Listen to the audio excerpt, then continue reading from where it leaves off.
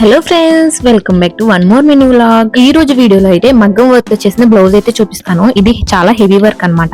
So video last వరకు అయితే చూసేయండి. ముందుగా అయితే మనం శారీలో ఉన్న బ్లౌజ్ ని అయితే తీసి ఇలా ఫ్రేమ్ లో సెట్ చేసుకుంటాము. తర్వాత దీనికి కలర్ కాంబినేషన్ గా అయితే ఎల్లో కలర్ శారీ అన్నమాట. ఇప్పుడు ఆ కలర్ తీసుకుని దాంతో అయితే ముడుకుట్టు వేసింది. ఆ తర్వాత మగ్గం సంబంధించిన వర్క్ అంతా చేసింది అనమాట.